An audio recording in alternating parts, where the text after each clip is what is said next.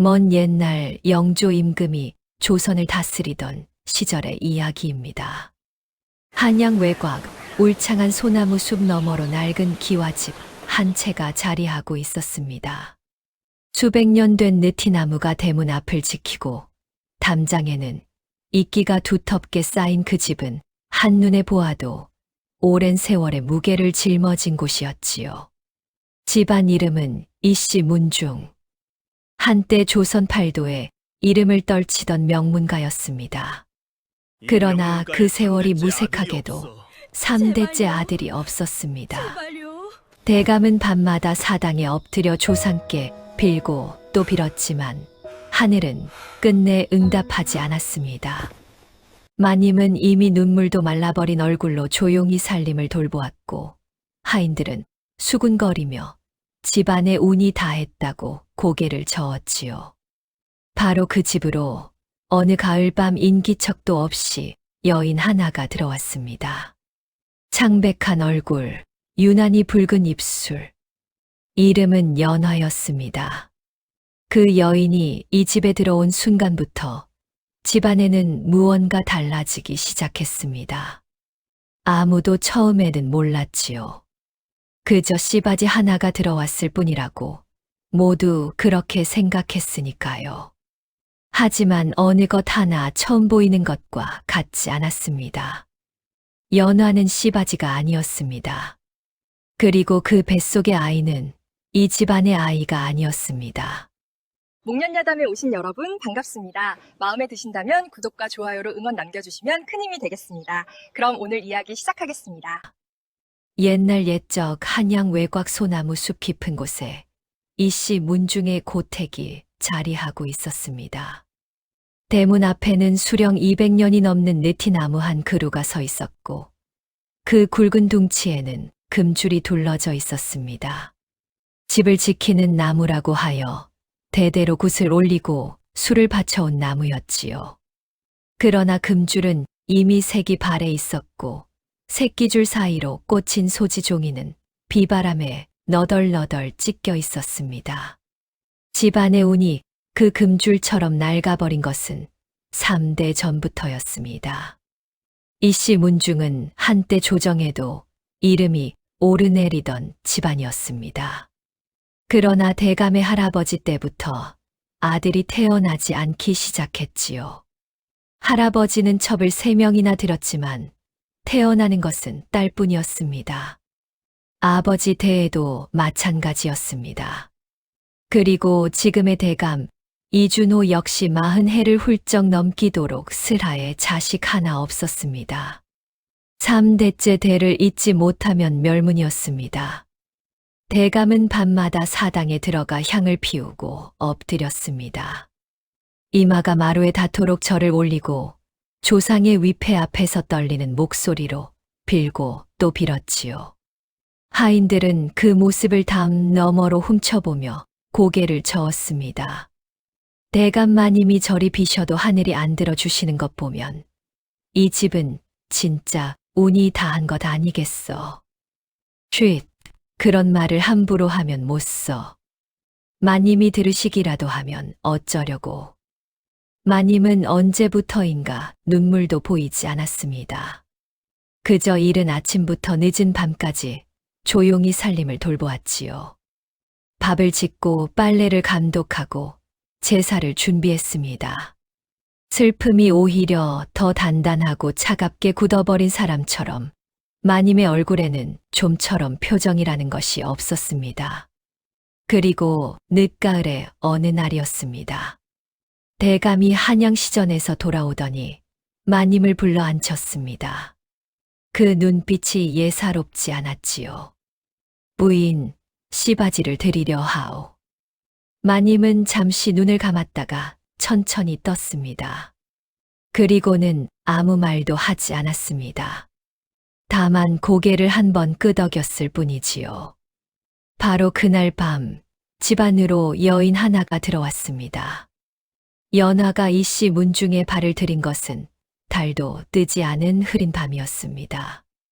가마도 없었고 행렬도 없었습니다. 그저 낡은 보자기 하나를 품에 안고 대문 앞에 홀로 서 있었지요. 마치 처음부터 그 자리에 있었던 것처럼 소리도 기척도 없이 말입니다. 하인이 대문을 열고 나갔을 때 연화는 조용히 고개를 숙이며 말했습니다. 씨바지로 들어왔습니다. 하인은 고개를 갸웃거리며 안으로 들였습니다. 그리고 그 모습을 담 너머에서 지켜보던 다른 하인들은 수군거렸지요. 저게 씨바지야? 귀신같이 생겼구만. 이름이 뭐래? 연화라 하던데 어디서 온 여자인지는 아무도 모른다더라. 연화의 외모는 분명 특이했습니다.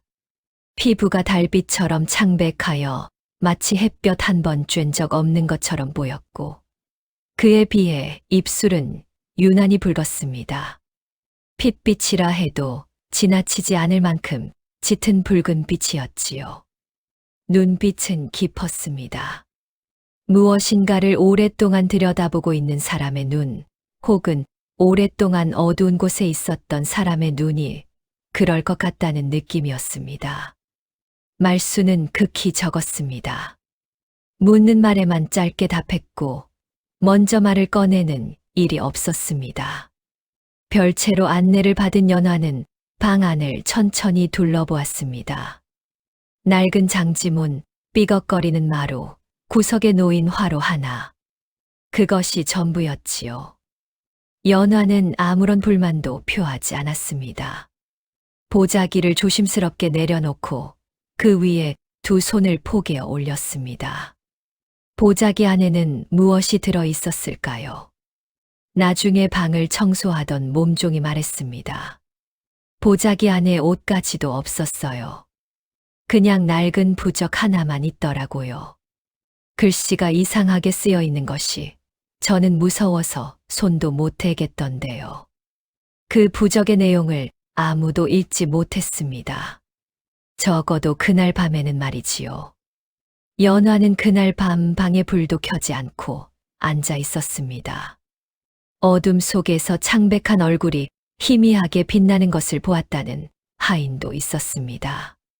그러나 모두들 그것은 달빛 탓이었겠거니 하고 넘겼지요. 아무도 이상하게 여기지 않았습니다. 아직은 이씨 문중에는 대감 이준호와 마님 외에도 또 한 사람이 있었습니다. 대감의 조카이자 이 집에 몸을 의탁하고 있는 젊은 도련님 이겸이었습니다. 이겸의 나이는 23이었습니다. 아버지는 일찍 세상을 떠났고 어머니도 병으로 잃은 터라 이씨 문중의 마지막 혈육이나 다름없는 존재였지요. 부드러운 인상에 눈매가 또렷한 이겸은 학문을 좋아하고 성품이 조용했습니다.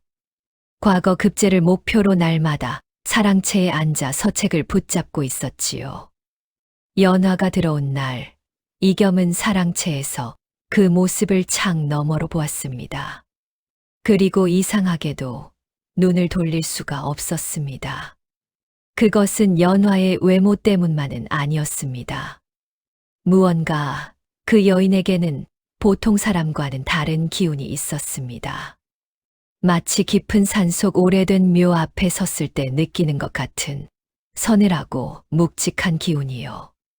이겸은 자신도 모르게 창문을 닫았습니다.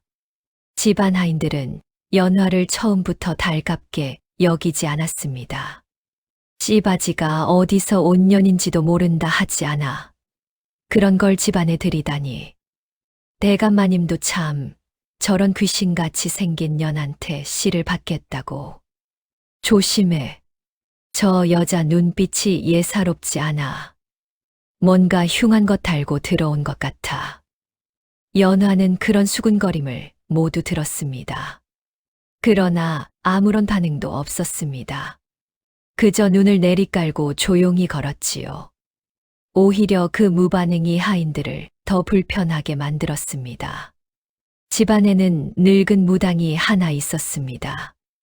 이씨 문중과 오래된 인연이 있어 가끔 찾아와 집안을 살피고 굿을 올려주는 여인이었지요. 이름은 옥분이었고 나이는 아무도 몰랐습니다.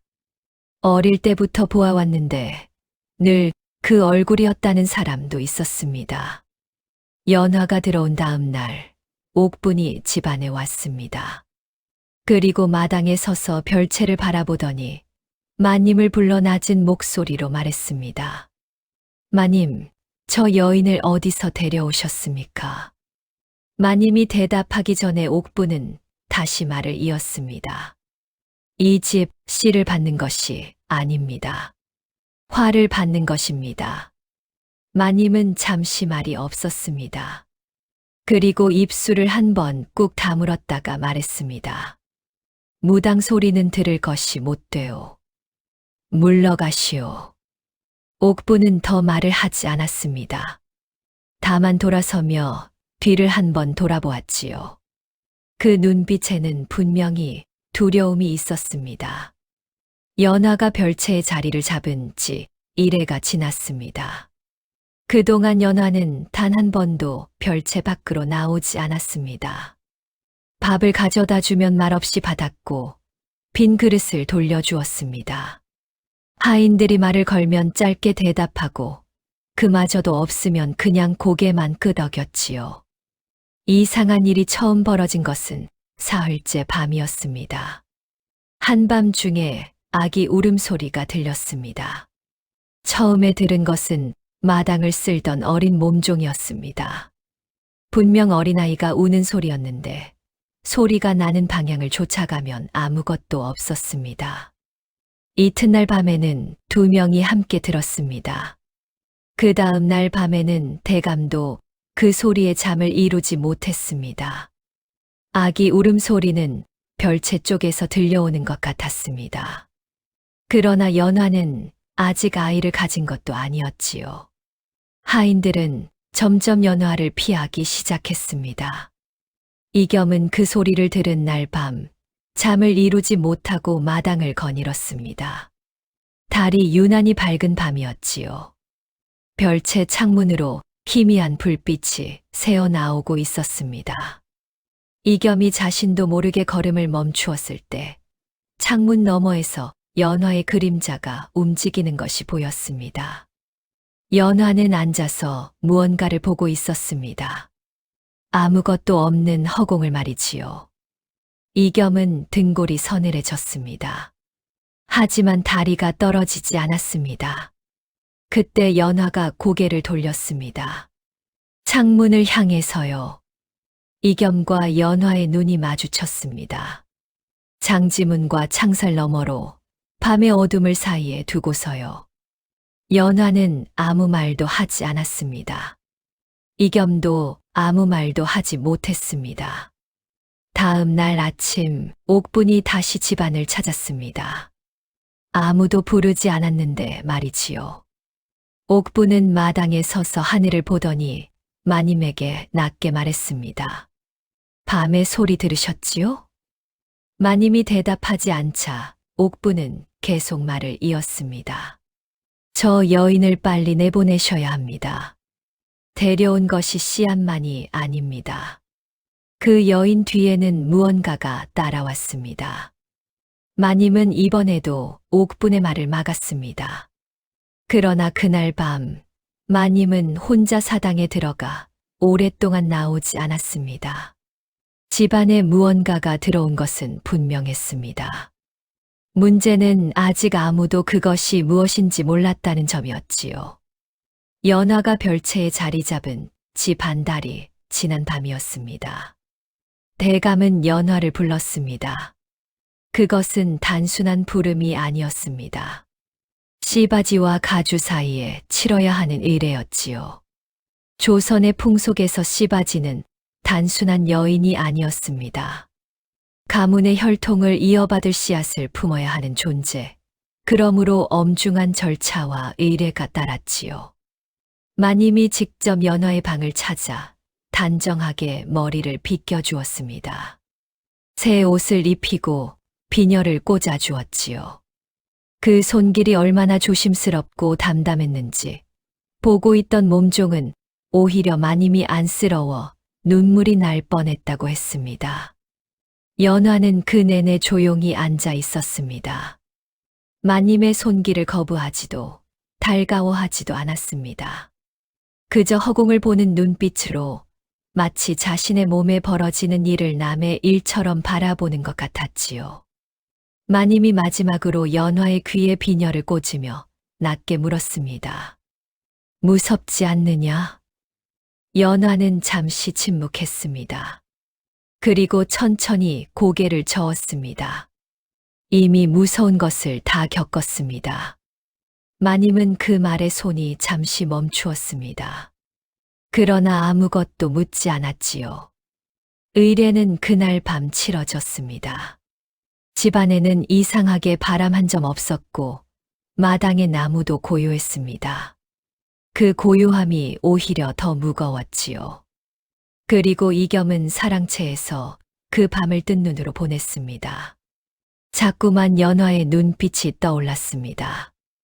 무섭지 않느냐는 물음에 이미 무서운 것을 다 겪었다고 했던 그 짧은 말이 이겸의 가슴에 뾰족하게 박혔습니다.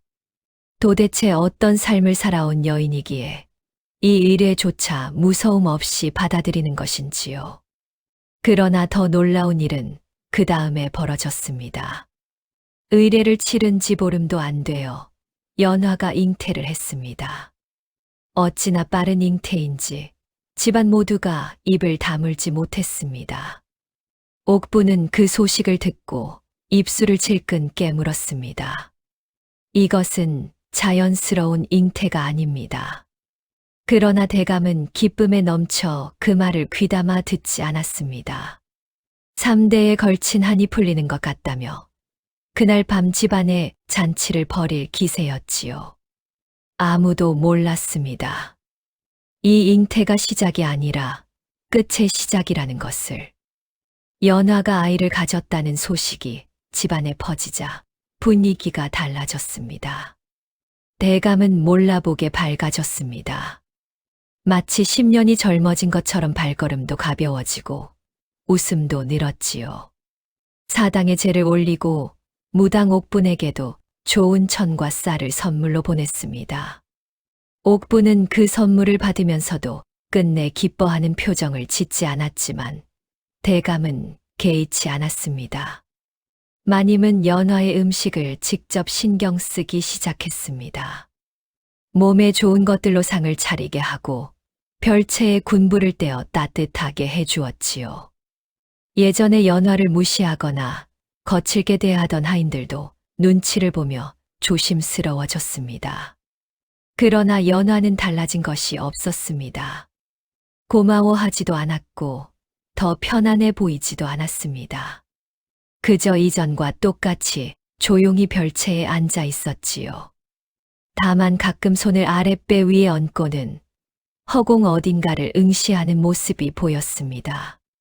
그 눈빛이 어떤 때는 슬프고 어떤 때는 차갑고 어떤 때는 도무지 알 수 없는 것이었습니다.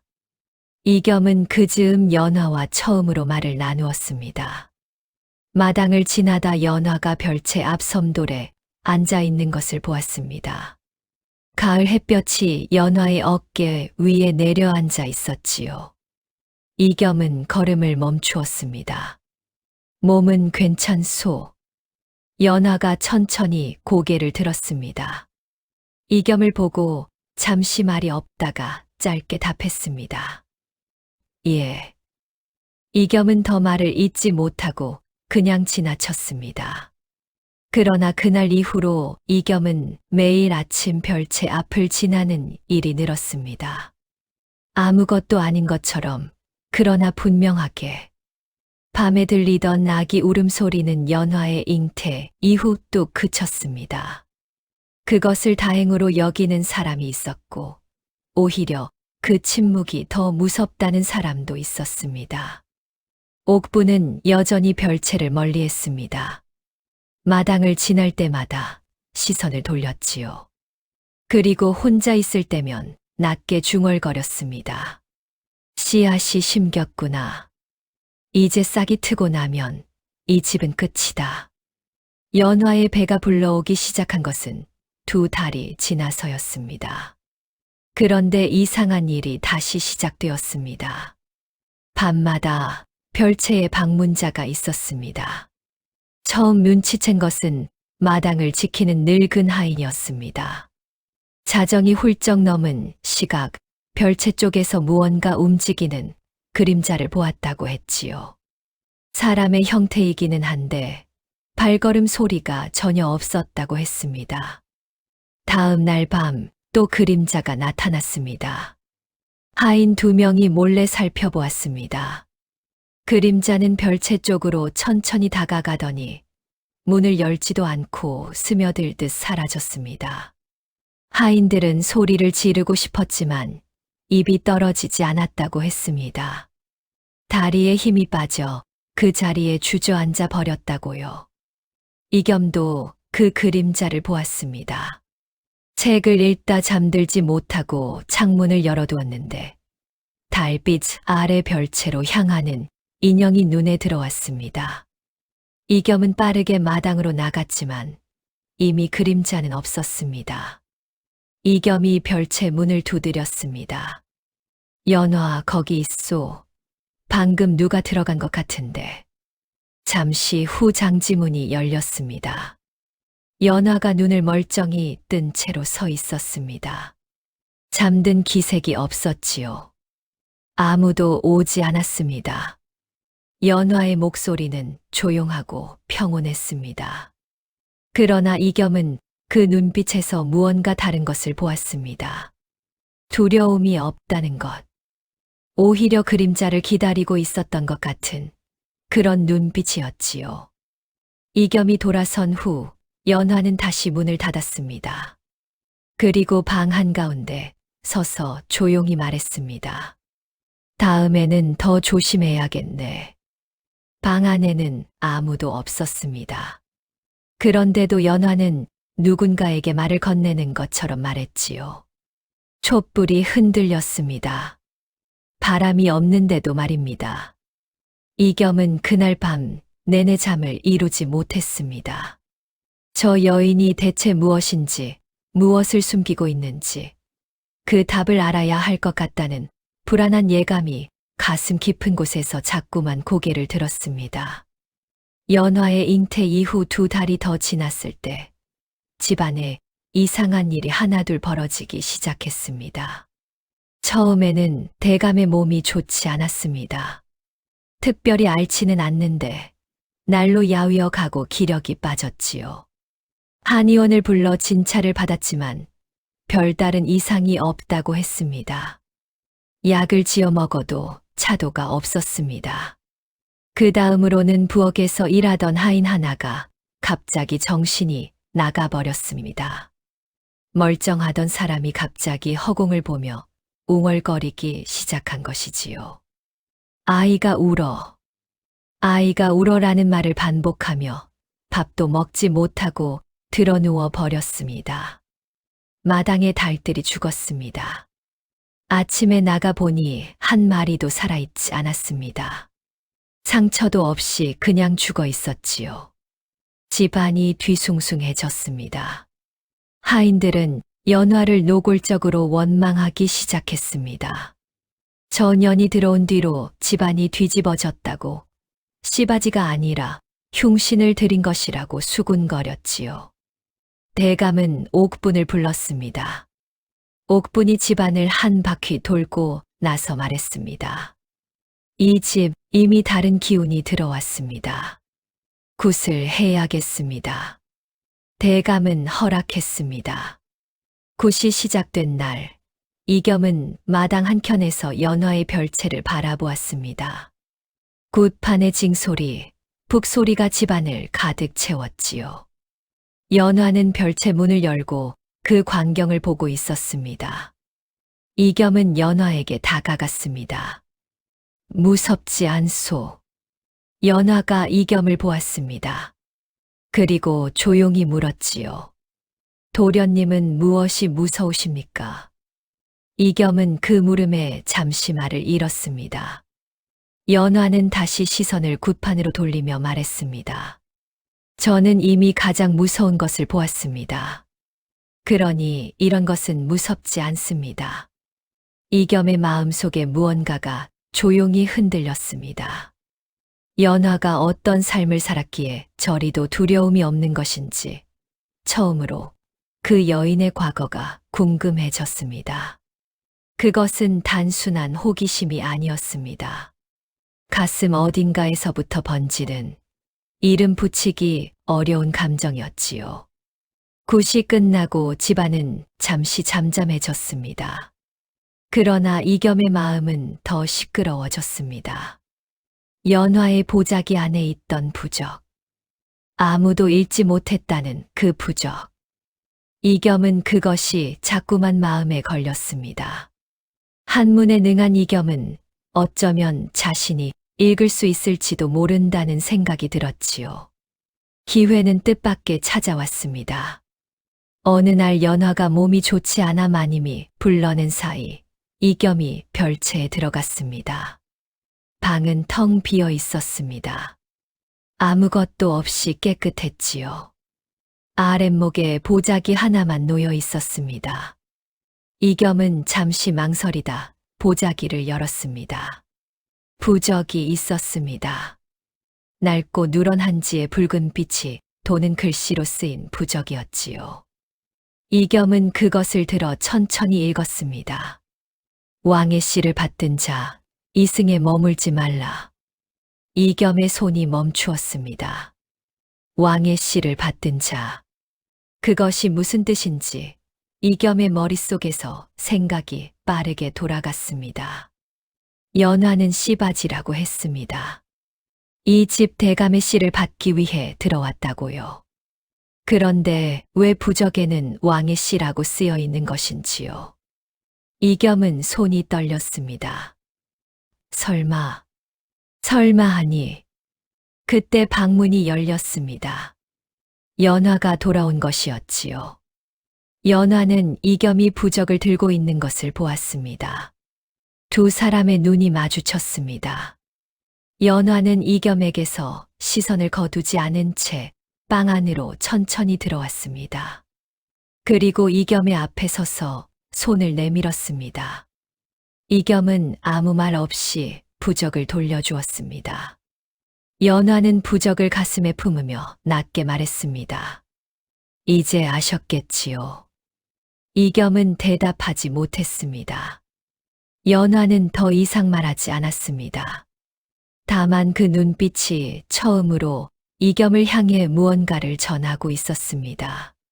조심하라는 것인지, 떠나라는 것인지, 아니면 도와달라는 것인지. 이겸은 밤새 그 눈빛의 의미를 헤아리려 했지만 끝내 알 수 없었습니다.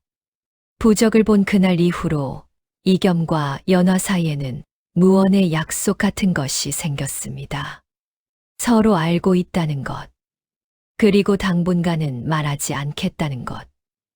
이겸은 매일 아침 별채 앞을 지나며 연화에게 말을 건넸습니다. 처음에는 몸은 괜찮은지, 어제는 잘 잤는지, 그런 짧은 인사였습니다. 그러다 조금씩 말이 길어졌지요.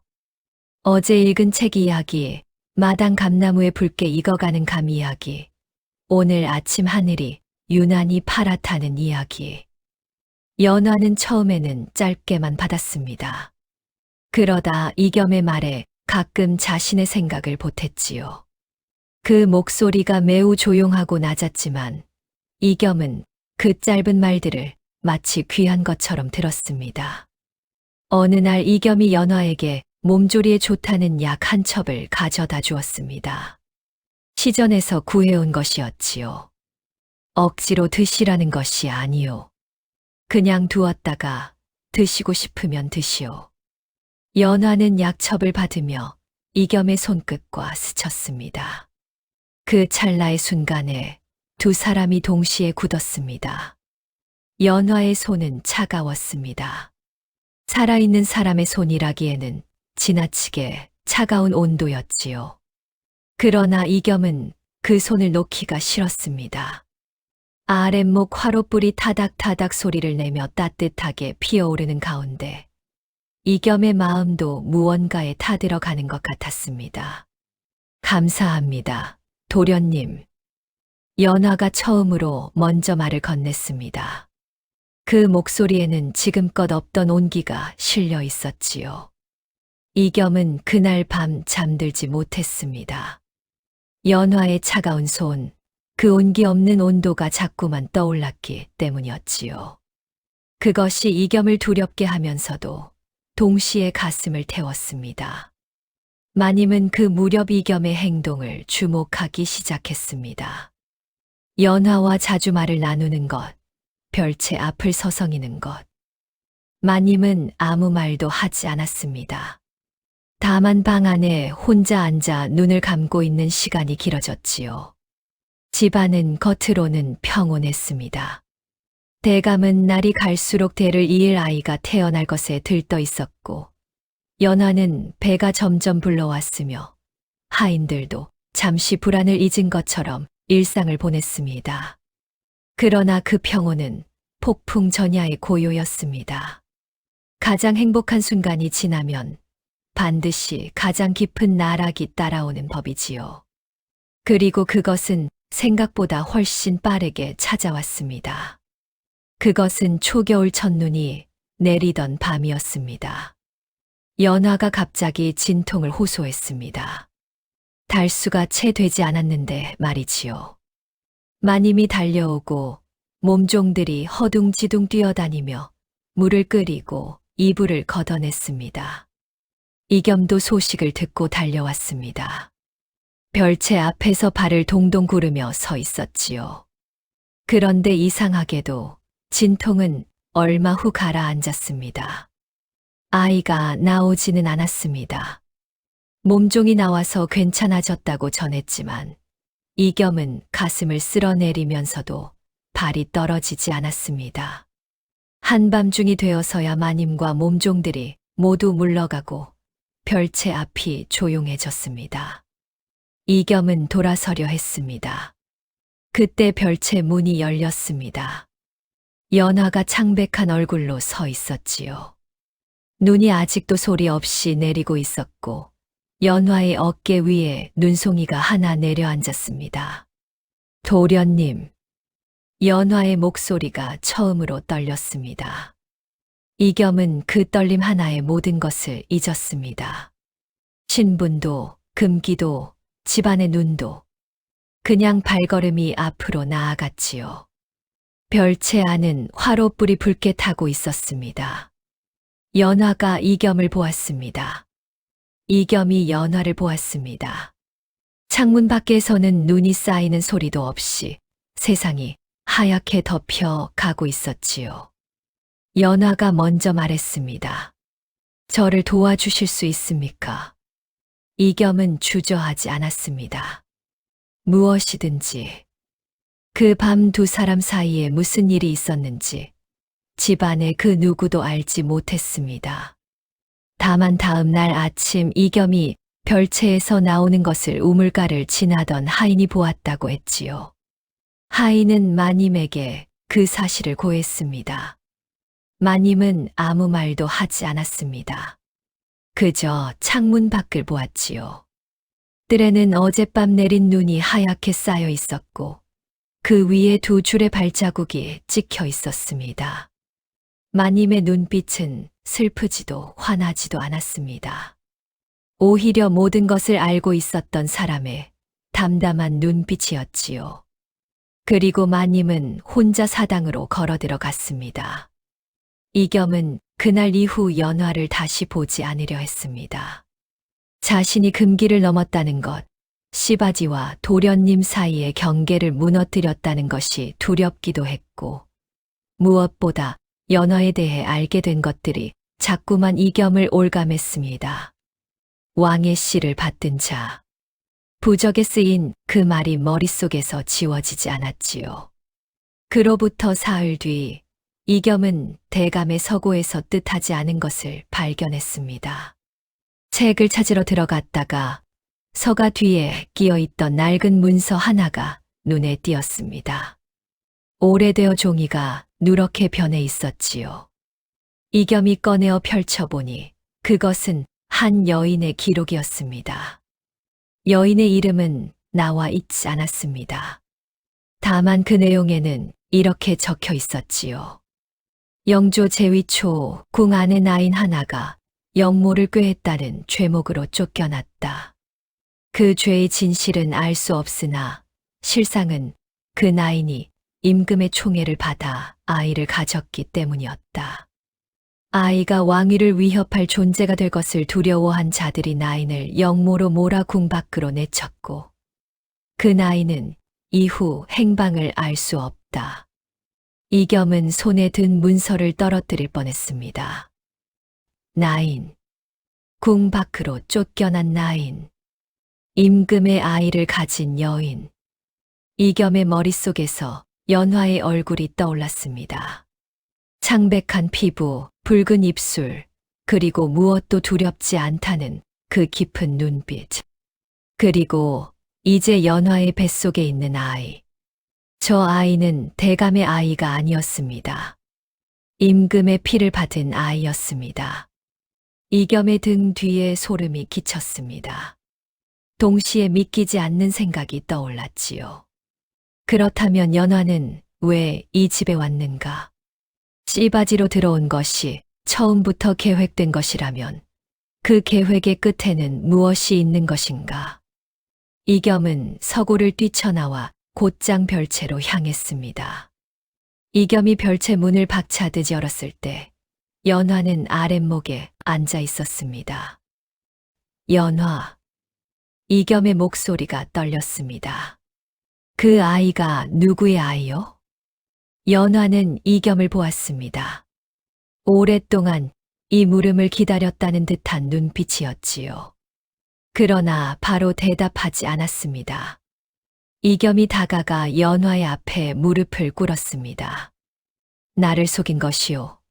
처음부터 이 집에 들어온 것도 나에게 말을 건넨 것도 모두 다 계획된 것이요? 연화의 눈에 무언가가 흔들렸습니다. 그것이 슬픔인지 미안함인지 아니면 오래 참아온 감정의 틈새인지 이겸은 알 수 없었습니다.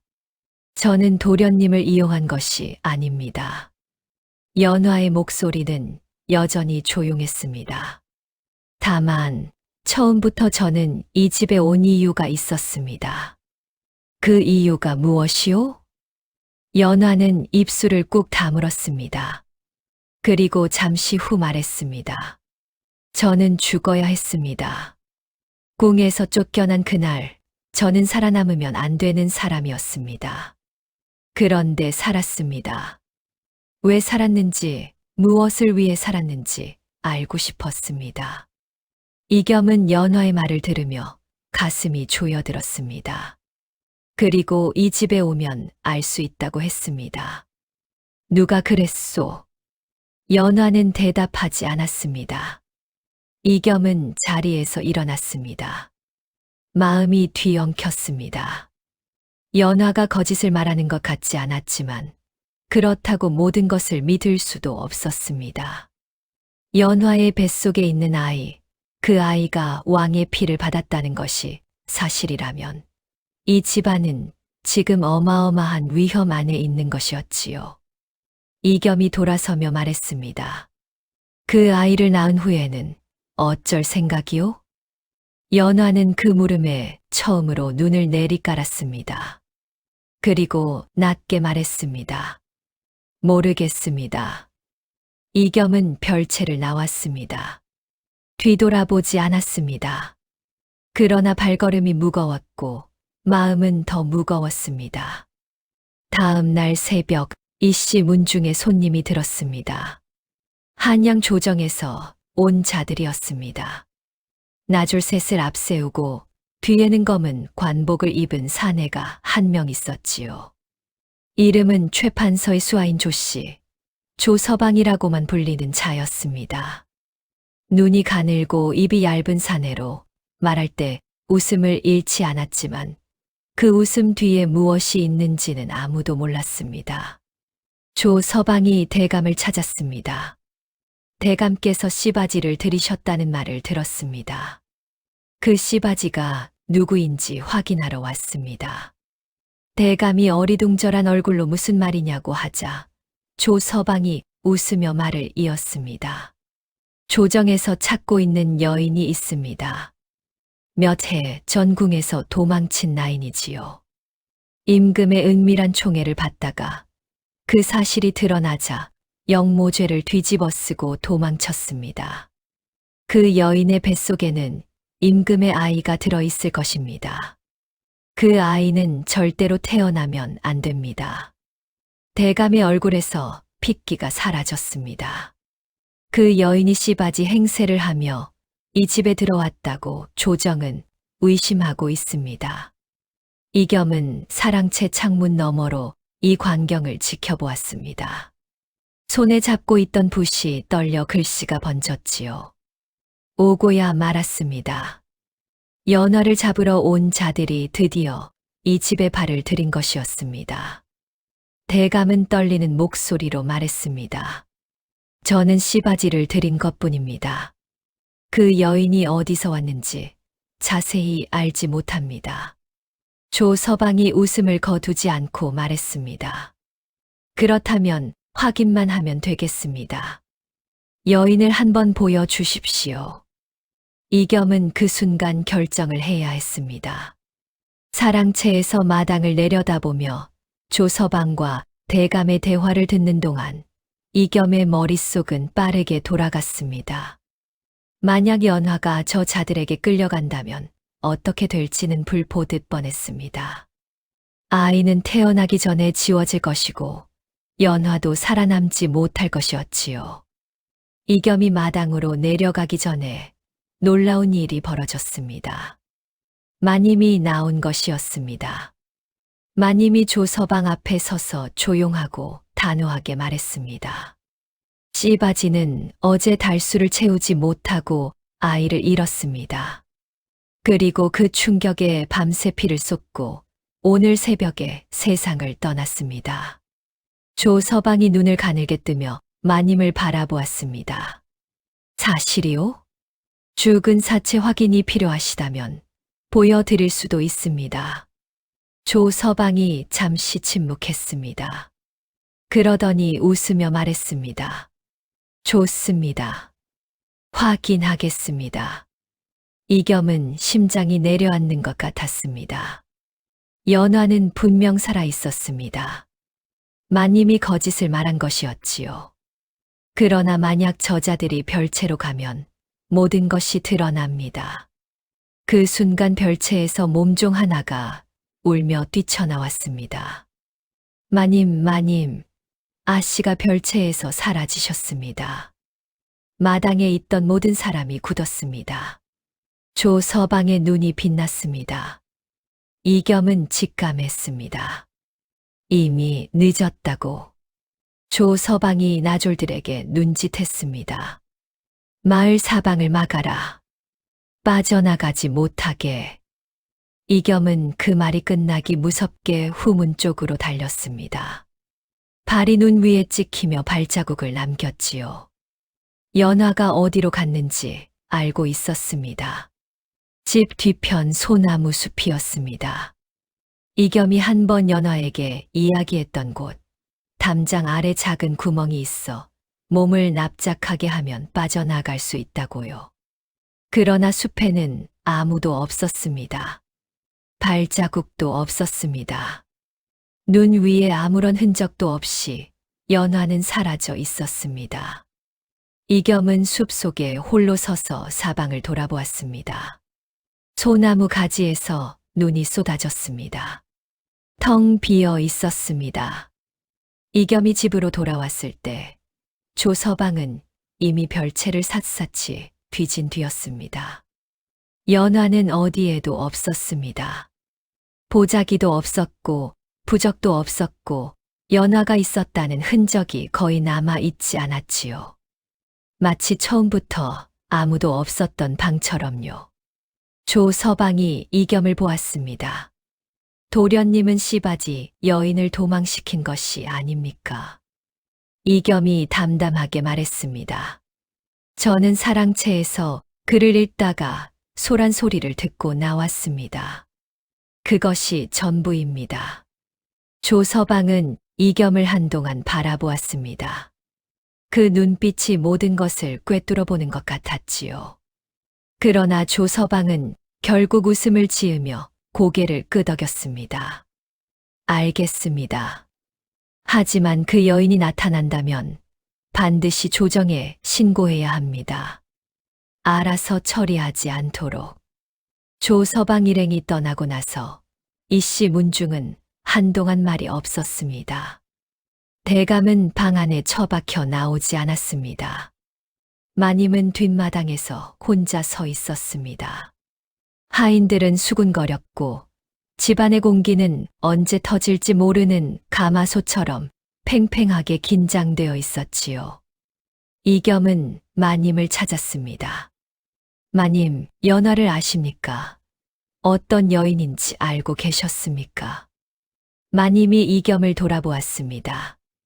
그 얼굴에는 피로와 슬픔이 켜켜이 쌓여 있었습니다. 알고 있었느니라. 이겸은 숨이 막혔습니다. 언제부터요? 그 여인이 이 집에 들어온 첫날부터. 이겸은 믿을 수가 없었습니다. 그렇다면 왜 들이셨습니까? 알면서도 왜? 마님은 잠시 눈을 감았다가 떴습니다.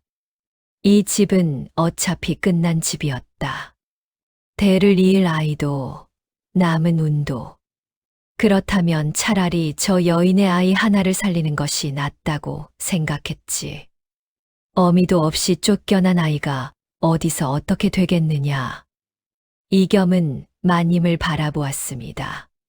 그 순간 이겸은 처음으로 깨달았습니다. 마님은 처음부터 연화를 알고 있었고 연화를 숨겨주기 위해 일부러 씨바지로 들인 것이었습니다. 이씨 문중의 몰락도 마님은 이미 받아들이고 있었습니다. 그리고 지금 연화는 어디에 있는 것인지요. 그날 밤이었습니다. 달이 크고 밝았습니다. 눈 위에 달빛이 쏟아져 마당이 나처럼 환했지요.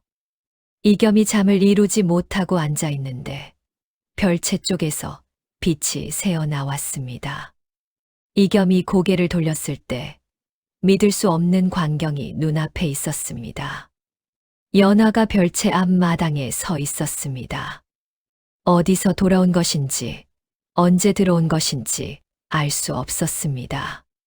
다만 연화는 배를 두 손으로 감싸 쥔 채 마당 한가운데 서서 하늘을 보고 있었지요. 그런데 연화의 몸 주변에 뭔가 이상한 것이 있었습니다. 밤 공기가 흔들리고 있었습니다. 마치 여름날 뜨거운 땅 위에서 피어오르는 아지랑이처럼 연화의 몸 주변에서 투명한 무언가가 일렁이고 있었지요. 그리고 그 일렁임안에 이겸은 보았습니다. 사람의 형체가 있었습니다. 한 명이 아니었습니다. 여러 명이었습니다. 그들은 연화 주변을 빙 둘러싸고 있었고 고개를 숙이고 있었습니다. 이겸이 마당으로 뛰어나갔습니다. 연화. 그 순간 안채 쪽에서 마님이 나왔습니다. 그리고 마님의 뒤에는 옥분이 있었습니다. 옥분의 손에는 무언가가 들려 있었지요. 붉은색의 천에 쌓인 길쭉한 것이었습니다. 멈추어라. 마님의 목소리가 이겸을 향했습니다. 이겸이 굳었습니다. 마님의 눈빛이 달랐습니다. 지금까지 이겸이 알던 마님의 눈빛이 아니었지요. 무언가에 단단히 결심한 사람의 눈빛이었습니다. 마님, 무슨 일입니까? 마님이 느리게 걸어 나왔습니다. 이 집은 어차피 끝난 집이다. 그것은 내가 말했지. 하지만 저 여인과 아이가 살아서 나가는 것 역시 안 된다. 이겸은 뭔가 잘못되었다는 것을 느꼈습니다. 마님, 아까는 내가 내게 거짓을 말했다. 마님의 목소리는 차분했습니다. 그러나 그 차분함이 오히려 더 두려웠지요. 저 여인이 왕의 씨를 품고 살아서 나가면 조정에서 이 집을 가만두지 않는다. 우리 모두 역적으로 몰리는 것이다. 그러므로 저 아이는 이 땅에 태어나서는 안 된다. 옥분이 앞으로 나섰습니다. 손에 든 것을 꺼냈습니다. 그것은 날카로운 의식칼이었습니다. 이겸은 연화와 자신 사이를 막아섰습니다. 저는 용납할 수 없습니다. 마님이 이겸을 보았습니다. 그 눈빛에는 이겸을 향한 진심 어린 슬픔이 있었습니다. 그러나 흔들리지 않았지요. 이겸아, 넌 나가거라. 이 일에 끼어들면 너까지 죽는다. 죽어도 못 비킵니다. 그 순간 연화가 무너졌습니다. 무릎을 꿇으며 배를 부여잡고 신음했습니다. 아이가 나오려는 것이었지요. 옥분이 한 발 앞으로 나섰고 이겸이 몸을 던졌습니다. 두 사람이 눈 위에서 뒤엉켰습니다. 칼이 이겸의 어깨를 스쳤습니다. 이겸이 악소리를 질렀지요. 달빛 아래 마당이 순식간에 아수라장이 되었습니다. 연화의 신음, 이겸의 외침, 마님의 명령, 옥분의 주문 소리가 한꺼번에 뒤섞였습니다. 그리고 그 모든 소리를 뚫고 아이가 울었습니다. 길고 낮은 울음이었습니다. 갓 태어난 아이의 것이라고는 믿기지 않는 소리였지요. 그 울음이 울려 퍼지는 순간 마당의 모든 사람이 굳었습니다. 옥분이 뒤로 물러서며 중얼거렸습니다. 아이가 눈을 뜨고 있다. 갓 태어난 아이가 눈을 뜨고 있었습니다. 그 눈이 달빛 아래 빛났습니다. 어른의 눈처럼 또렷하고 깊은 눈이었지요. 그 눈이 마당에 있는 모든 사람을 차례로 훑었습니다. 마님이 그 눈을 보는 순간 그 자리에 주저앉았습니다. 옥분이 칼을 든 손이 떨리며 내려갔습니다. 이겸은 눈을 뗄 수가 없었습니다. 저 아이는 인간의 아이가 아니었습니다. 마당이 고요해졌습니다. 갓 태어난 아이는 연화의 품에 안겨 있었습니다. 울음은 그쳐 있었고 그 눈은 여전히 또렷하게 떠 있었지요. 아무것도 두렵지 않다는 듯 마당에 있는 모든 것을 바라보며 말입니다. 마님이 무릎을 꿇은 채 말했습니다. 저 아이가 무엇이냐? 옥분이 뒤로 물러서며 중얼거렸습니다. 왕의 피와 또 다른 것이 섞여 있습니다. 이겸이 연화 곁으로 다가갔습니다. 연화는 지쳐 있었지만 눈을 뜨고 있었습니다. 이겸이 연화의 손을 잡았습니다. 그 손이 차가웠습니다. 예전보다 더 차가웠지요. 이겸은 그 차가움에 심장이 서늘해지면서도 손을 놓지 않았습니다. 연화, 말해 주시오. 이 아이가 무엇이오?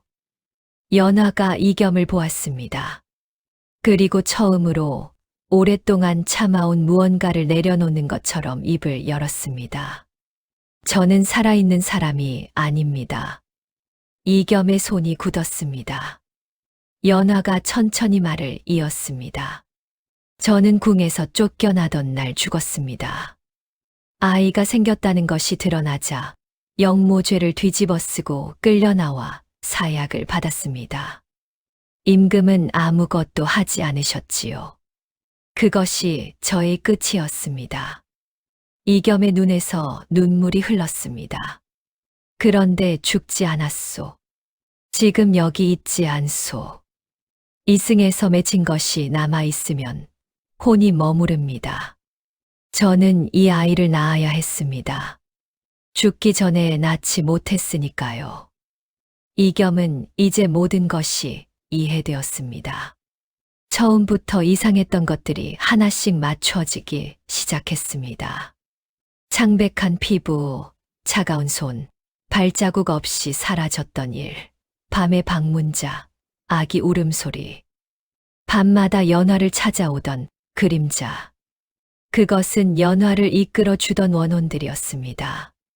궁에서 버려진 나인들, 임금의 총애를 받다 사라진 여인들. 그들이 연화를 이 집으로 인도한 것이었지요.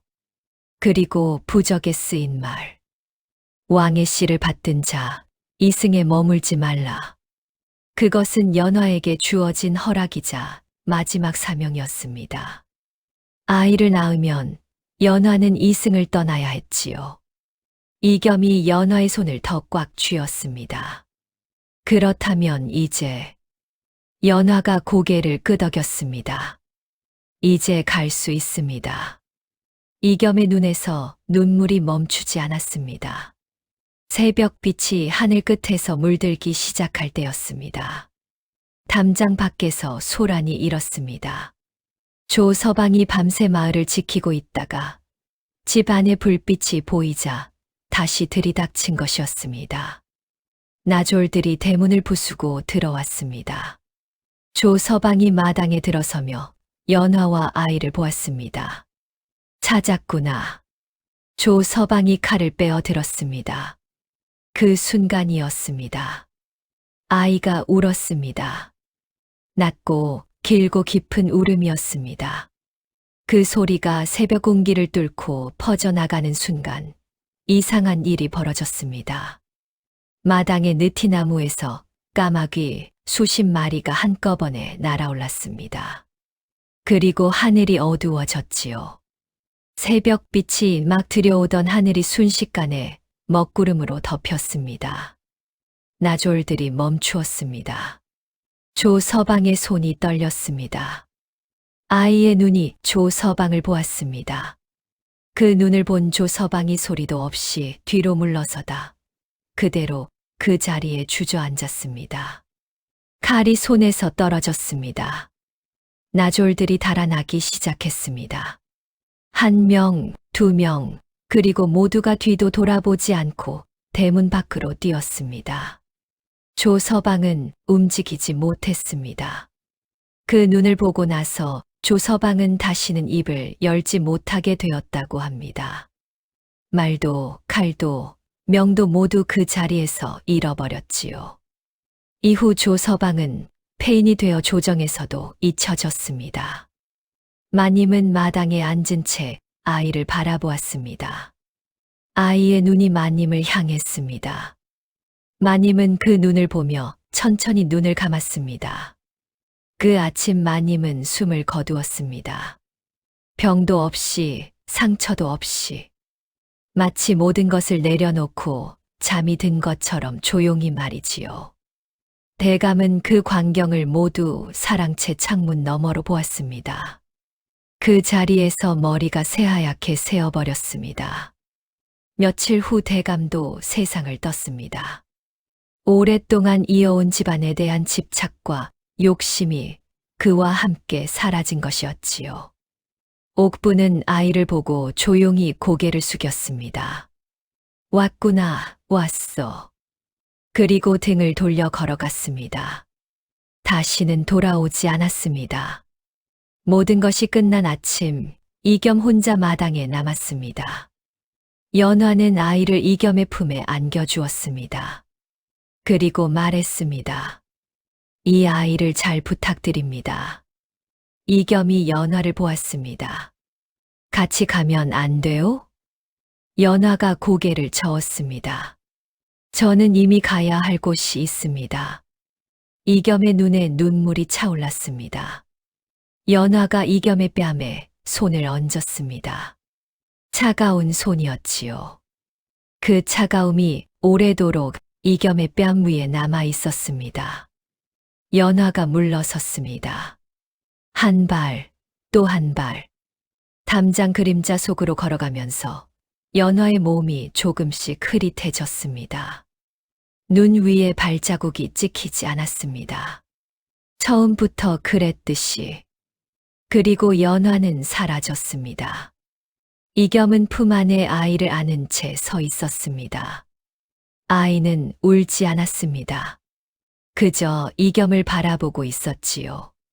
그 눈빛이 어찌나 깊고 맑은지. 이겸은 그 안에서 연화의 눈을 보는 것 같았습니다. 폐허가 된 이씨 문중의 마당에 봄이 오기 시작했습니다. 눈이 녹아 질퍽해진 땅 어딘가에서 붉은 꽃 한 송이가 피어났습니다. 겨울을 이겨낸 것처럼 아무도 심지 않았는데 스스로 피어난 꽃이었지요. 이겸은 그 꽃을 바라보며 생각했습니다. 연화는 죽고 나서도 이 땅에 머물렀습니다. 억울하게 사라진 한 여인의 혼이 아이를 낳아야 한다는 하나의 소원을 이루기 위해 이승을 떠나지 못했던 것이지요. 그리고 그 소원을 이루고 나서야 비로소 떠날 수 있었습니다. 혈통에 집착한 대감은 그 혈통을 결코 얻지 못하고 죽었습니다. 가문을 지키려 했던 마님은 가문보다 먼저 눈을 감았습니다. 권세로 모든 것을 지우려 했던 조서방은 가장 비참하게 남겨졌습니다. 살아남은 것은 이겸뿐이었습니다. 가문도 신분도 버릴 각오를 한 사람만이 살아남은 것이지요. 이겸은 아이를 꼭 안으며 마당을 천천히 걸었습니다. 그 이후 이겸이 어디로 갔는지, 아이가 어떻게 자랐는지는 아무도 알지 못합니다. 다만 오랜 세월이 지나도록 한양 외곽 폐허가 된 이씨 문중터에는 해마다 봄이 되면 붉은 꽃이 피어났다고 합니다. 아무도 돌보지 않는 땅에서 심은 이도 없이요. 마을 사람들은 그 꽃을 두고 말했습니다. 억울하게 떠난 영혼이 해마다 안부를 전하러 오는 것이라고요. 그리고 이겸은 평생 달이 밝은 밤에는 잠을 이루지 못했습니다. 어딘가에서 아이 울음소리가 들려오는 것 같았기 때문이었지요.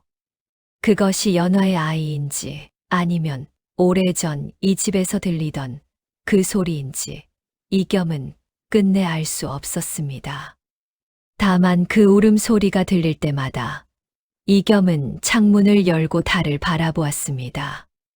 그리고 조용히 말했습니다. 잘 가시오. 옛말에 이런 말이 있습니다. 살아서 억울하게 맺은 한은 반드시 이 세상에 흔적을 남긴다고요. 그러나 그 한도 결국에는 풀리는 날이 있습니다.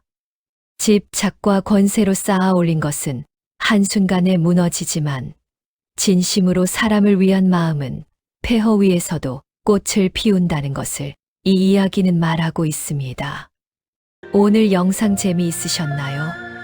구독과 좋아요는 영상 제작에 큰 힘이 됩니다. 그럼 더 재미있는 영상으로 찾아뵙겠습니다. 감사합니다.